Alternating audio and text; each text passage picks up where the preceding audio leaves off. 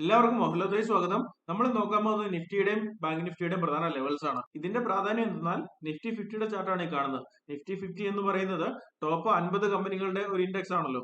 അപ്പോൾ അതുപോലെ നിഫ്റ്റി 50 നോക്കാം, 100 നോക്കാം, അതുപോലെ നിഫ്റ്റി 200 നമുക്ക് നോക്കാം. അപ്പോൾ അതിൽ നിന്ന് നമുക്ക് എന്താണ് മനസ്സിലാക്കാവുന്നത്? ഇന്ത്യയിലെ പ്രധാന കമ്പനികളുടെ പെർഫോമൻസ് എങ്ങനെയാണ്, അല്ലെങ്കിൽ പൊതുവായിട്ടുള്ള ഒരു സ്റ്റോക്ക് മാർക്കറ്റിന്റെ മൂവ്മെന്റ് എങ്ങോട്ടാണെന്ന് അറിഞ്ഞാൽ നമ്മുടെ കയ്യിലിരിക്കുന്ന, അല്ലെങ്കിൽ നമ്മളൊരു ഇൻവെസ്റ്റർ ആണെങ്കിലും ട്രേഡർ ആണെങ്കിലും നമ്മളുടെ കയ്യിലിരിക്കുന്ന സ്റ്റോക്കിന് അതിനനുസരിച്ച് അഡ്ജസ്റ്റ് ചെയ്യാനും അടുത്ത ആഴ്ചത്തേക്ക് അതിനനുസരിച്ചുള്ള തീരുമാനങ്ങൾ എടുക്കാനും ഇത് ഉപകരിക്കും. അപ്പോൾ ആദ്യമായിട്ട് നമുക്കിവിടെ നിഫ്റ്റി 50 നോക്കുകയാണെങ്കിൽ നമുക്കിവിടെ പ്രധാനപ്പെട്ട ഒരു ലെവൽ, ഒരു ഷോർട്ട് ടൈം പീരീഡിലോട്ട് സെപ്റ്റംബർ മുതൽ നോക്കിയാൽ നമുക്ക് കാണാവുന്നത് ഇവിടെ ഒരു ഹെഡ് ആൻഡ് ഷോൾഡർ ആണ്. ഈ രീതിയിൽ ഒരു മെയിൻ ആയിട്ടൊരു ഹെഡ് കൊണ്ട് രണ്ട് ഷോൾഡറുമാണ് നമ്മളിവിടെ കാണുന്നത്. അപ്പോൾ ഇതിന്റെ അർത്ഥം ഇത് ഈ താഴേക്ക് ഇപ്പൊ നിൽക്കുന്ന ലെവലിൽ നിന്ന് താഴേക്ക് ഒരു സസ്റ്റെയിൻ ചെയ്താൽ ഇത് കൂടുതൽ പിന്നെയും ഒരു ഡൗൺഫോൾ കാണും, അല്ലെങ്കിൽ താഴേക്ക് ഒരു മൂവ്മെന്റ് കാണാമെന്നാണ്. അതായത് ഇത്രയും നീളത്തിൽ ഈ ഹെഡിന്റെ ഈ ഒരു ഹൈറ്റിലാണ് ഇതിന്റെ താഴേക്കുള്ള ഒരു ഫോൾ കാണാമെന്നാണ് ഇതിന്റെ ഒരു അർത്ഥം. അപ്പോൾ ഈ ഒരു പാറ്റേൺ കൂടാതെ, അതായത് ഇത് 2 മാസത്തെ ഒരു ചാർട്ടിൽ നിന്ന് എടുത്ത ഒരു അനാലിസിസ് ആണ്. എന്നാൽ ഈ ഒരു ചാർട്ട് നമുക്ക് കഴിഞ്ഞ 1.5 കൊല്ലത്ത് നോക്കാം. അതായത് നമ്മുടെ കോവിഡ് ക്രാഷിന് ശേഷമുള്ള ഒരു പീരീഡ് തൊട്ട് നമുക്ക് നോക്കുകയാണെങ്കിൽ നമ്മൾക്ക് കൂടുതൽ ക്ലിയർ ആയിട്ടുള്ള ഒരു അനാലിസിസ്, അല്ലെങ്കിൽ കൂടുതൽ വ്യക്തമായ കാര്യങ്ങൾ മനസ്സിലാവും. അപ്പോൾ ഇതാണ് കോവിഡ് ക്രാഷിന് ശേഷമുള്ള നിഫ്റ്റിയുടെ ഒരു പ്രൈസ് ചാർട്ട് എന്ന് പറയുന്നത്. അപ്പോൾ ഇതിൽ നമ്മൾക്ക് ഒരു ട്രെൻഡ് കാണാൻ പറ്റും, അതായത് ഒരു ബുള്ളിഷ് ട്രെൻഡ് ആണ് ക്ലിയർലി നമുക്ക് കാണാൻ പറ്റുന്നത്. അപ്പോൾ നമുക്ക് അവിടെ ഒരു പാറ്റേൺ വരച്ചാൽ നമുക്ക് ഈ രീതിയിൽ ഒരു സപ്പോർട്ട് നമുക്ക് ക്ലിയർ ആയിട്ട് കാണാൻ പറ്റും. അതായത് ഇവിടങ്ങളിലെല്ലാം സപ്പോർട്ട് എടുത്താണ് ഇത് മുന്നോട്ട് പോയിക്കൊണ്ടിരിക്കുന്നത്.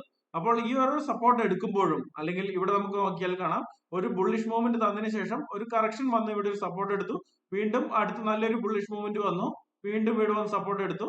അപ്പോൾ ഈ രീതിയിലാണ് നമുക്ക് ഇവിടങ്ങളിലെല്ലാം ഒരു മൂവ്മെന്റ് കാണുന്നത്. കൃത്യമായി ഈ ഒരു കറക്റ്റ് ഒരു ട്രെൻഡ് ലൈനിൽ വന്ന് സപ്പോർട്ട് എടുക്കുന്നുണ്ട്. അപ്പോൾ ഈ പ്രാവശ്യവും നമ്മൾ കണ്ടത് നല്ലൊരു ബുള്ളിഷ് മൂവ്മെന്റ് വന്നതിന് ശേഷം ഇപ്പോൾ ഒരു കറക്ഷൻ ഫേസിലൊക്കെയാണ് നമ്മൾ കണ്ടുകൊണ്ടിരിക്കുന്നത്. അതായത് ഈ ഒരു ട്രെൻഡ് ലൈനിന്റെ, അല്ലെങ്കിൽ ഈ ഒരു സപ്പോർട്ടിലേക്കാണ് കറക്റ്റ് ഇപ്പോൾ വന്നുകൊണ്ടിരിക്കുന്നത്. അപ്പോൾ നമ്മൾ ആ ഒരു ഭാഗം മാത്രം നോക്കുകയാണെങ്കിൽ നമുക്ക് കാണാൻ പറ്റും, അല്ലെങ്കിൽ നമുക്ക് അടുത്ത ഒരു സപ്പോർട്ട് കൃത്യമായ ഒരു ലെവൽ പറഞ്ഞാൽ നമ്മൾക്ക് ഇവിടെ മനസ്സിലാക്കാവുന്നതേ ഉള്ളൂ. ഈ ഒരു ട്രെൻഡ് ലൈനിന്റെ ഈ ഒരു ഭാഗം കടന്നു പോകുന്നത് ഏകദേശം 17,500 ആണ്.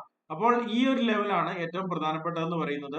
നമ്മൾ നോക്കേണ്ടത് ഇവിടെ നിന്ന് ഇത് തിരിച്ച് ബൗൺസ് തരികയാണോ, ഈ മുൻകാലങ്ങളിൽ തന്നതുപോലെ ഈ ഒരു സപ്പോർട്ടിൽ നിന്ന് ഇത് തിരിച്ച് ബൗൺസ് തരികയാണോ, അതോ ഇവിടുന്ന് ബ്രേക്ക് ഡൗൺ തരികയാണോ എന്നുള്ളത് നമുക്ക് പ്രധാനപ്പെട്ട കാര്യമാണ്. അപ്പോൾ അടുത്ത ആഴ്ച ഇത് ശ്രദ്ധിക്കേണ്ട ഒരു കാര്യമാണെന്ന് തോന്നിയതുകൊണ്ടാണ് ഇപ്പോൾ ഷെയർ ചെയ്യുന്നത്. കാരണം ഈ ഒരു 17,500 എന്ന് പറയുന്ന ലെവലിൽ താഴേക്ക് വന്നാൽ നമ്മളൊരു മേജർ കറക്ഷൻ ആയിരിക്കും ഇവിടെ കാണാൻ സാധിക്കുക. എന്നാൽ ഇവിടെ തിരിച്ച് ബൗൺസ് തരികയാണെങ്കിൽ ഇവിടങ്ങളിൽ പോയതുപോലെയല്ല, നമ്മൾക്ക് അടുത്തൊരു ബുള്ളിഷ് ട്രെൻഡിലോട്ട് നമുക്ക് ഇത് കാണാൻ പറ്റും. അപ്പോൾ ഇത് നിഫ്റ്റി 50യുടെ കാര്യം മാത്രമല്ല, നിഫ്റ്റി 100 എടുത്ത് നമ്മൾ നോക്കിയാലും അവിടെ നമ്മളൊരു പ്രധാനപ്പെട്ട ഒരു സപ്പോർട്ട് കാണാൻ പറ്റും. കാരണം കോവിഡ് ക്രാഷിന് ശേഷമുള്ള ചാർട്ട് എന്ന് പറയുന്നത് ഈ രീതിയിലാണ്.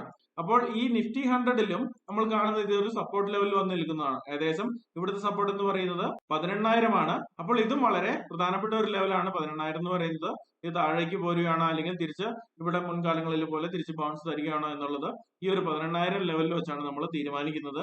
ഇനി ഇത് കൂടാതെ നിഫ്റ്റി 200ലും സെയിം അവസ്ഥ തന്നെയാണ്. ഇവിടെയും പ്രധാനപ്പെട്ട സപ്പോർട്ട് ലെവലിലേക്കാണ് വന്നുകൊണ്ടിരിക്കുന്നത്.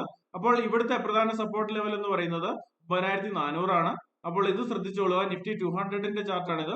ഇനി നമുക്ക് ബാങ്ക് നിഫ്റ്റി നോക്കുകയാണെങ്കിൽ ഇവിടെ പ്രധാന സപ്പോർട്ട് ലെവലായിട്ട് കാണുന്നത് ഈ ഒരു ലെവൽ, അതായത് 37,700 എന്ന് പറയുന്ന ലെവലാണ്. അതായത് ഇത് നേരത്തെ പ്രീവിയസ് ഇവിടെ ഒരു ഹൈ ക്രിയേറ്റ് ചെയ്തിട്ട് താഴേക്ക് പോയ ഒരു ലെവലാണ്. അവിടെ തന്നെ വന്നിട്ടാണ് ഇപ്പോൾ നിൽക്കുന്നത്. എന്നാൽ ഇവിടെയും നമ്മളൊരു ട്രെൻഡ് ലൈൻ നോക്കിക്കഴിഞ്ഞാൽ നമ്മൾക്ക് കാണാൻ പറ്റുന്നത് ഈ ഒരു 37,700 കൂടി തന്നെയാണ് ഈ ഒരു ലൈൻ കടന്നു പോകുന്നത്. അപ്പോൾ ഈ ഒരു സപ്പോർട്ട് ഈ രീതിയിൽ എടുത്തു നോക്കിയാലും, നമ്മൾ ഈ ഒരു പ്രീവിയസ് ഹൈ വെച്ചിട്ട് സപ്പോർട്ട് റെസിസ്റ്റൻസ് നോക്കിയാലും, ഇങ്ങനെ ഒരു ട്രെൻഡ് ലൈൻ വരച്ച് നോക്കിയാലും നമ്മൾ കാണുന്ന ഒരു പ്രധാനപ്പെട്ട സപ്പോർട്ട് എന്ന് പറയുന്നത് 37,700 ആണ്. അപ്പോൾ ഇവിടെ നിന്ന് തിരിച്ചൊരു ബൗൺസ് തരികയാണോ, അതോ ഇവിടുന്ന് ഇത് ഈ ഒരു സപ്പോർട്ടിൽ നിന്ന് താഴേക്ക് പോരുകയാണോ എന്ന് നോക്കട്ടെ. പ്രധാന ലെവൽ എന്ന് പറയുന്നത് നോക്കി വെച്ചുകൊള്ളുക. അപ്പോൾ ഈ ലെവൽസ് പ്രധാനമായും ഉപകാരപ്പെടുന്നത് ട്രേഡ് ചെയ്യുന്നവർക്കാണ്. കാരണം ഡേ ട്രേഡ് ചെയ്യുന്നവർക്ക്, അല്ലെങ്കിൽ വളരെ ഷോർട്ട് ടൈം ട്രേഡ് ചെയ്യുന്നവർക്കൊക്കെ ഈ ഒരു ലെവൽ വളരെ പ്രധാനപ്പെട്ടതാണ്. എന്നാൽ ഇൻവെസ്റ്റ് ചെയ്യുന്നവർക്ക്, ഇത് ലോങ് ടൈമിലോട്ട് ഹോൾഡ് ചെയ്യുന്നവർക്ക് ഇവിടെ ഒരു ഇൻ കേസ് ഒരു കറക്ഷൻ വന്നാൽ തന്നെയും അത് നല്ല കാര്യമാണ്. കാരണം നല്ല സ്റ്റോക്കുകൾ കൂടുതൽ വാങ്ങാനുള്ള ഒരു അവസരമായിട്ടാണ് നമ്മൾ കറക്ഷനെ കാണേണ്ടത്. കറക്ഷൻ ആണോ ക്രാഷ് ആണോ എന്നുള്ളതൊക്കെ പല ചർച്ചകളും നടക്കുന്നുണ്ട്. അപ്പോൾ അത് വരുന്ന സമയത്ത്, അല്ലെങ്കിൽ വരുന്നതിനനുസരിച്ച് മതി. അല്ലാതെ നമ്മൾ എന്തെങ്കിലും കറക്ഷൻ വരും എന്ന് വിചാരിച്ച് നമ്മുടെ കയ്യിലുള്ള സ്റ്റോക്ക് എല്ലാം വിറ്റ് പൈസയായിട്ട് ഇരിക്കുന്നതിനേക്കാളും നല്ലത് നമ്മൾ ആ ഒരു സമയത്ത് വരുന്നതിനനുസരിച്ച് അന്നേരം റിയാക്ട് ചെയ്യുന്നതായിരിക്കും നല്ലതെന്നാണ് എനിക്ക് തോന്നുന്നത്. കാരണം നമ്മൾ കറക്ഷൻ പ്രതീക്ഷിച്ച് ഈ ഓരോ ലെവലിൽ എത്തുമ്പോഴും ആളുകൾ കറക്ഷൻ പ്രതീക്ഷിച്ച് ഇരിപ്പുണ്ടായിരുന്നു. അപ്പോൾ നമ്മൾ നോക്കുകയാണെങ്കിൽ ഈ ഒരു ലെവലിൽ നിന്ന് കറക്ഷൻ ആണ് എന്ന് പറഞ്ഞിരിക്കുന്നവർക്ക് ഇത്രയും വലിയൊരു റാലിയാണ് നഷ്ടപ്പെട്ടത്. അതിനുശേഷം ചെറിയൊരു കറക്ഷൻ വന്നാലും നമ്മൾക്കത് കൂടുതൽ വാങ്ങുവാനുള്ള ഒരു അവസരമായിട്ടാണ് നമുക്ക് കാണാൻ പറ്റുന്നത്. നിങ്ങളുടെ അഭിപ്രായങ്ങളും കമന്റ് ബോക്സിൽ ഷെയർ ചെയ്യുക. വീണ്ടും നമുക്ക് അടുത്ത വീഡിയോയിൽ കാണാം. Thank you very much.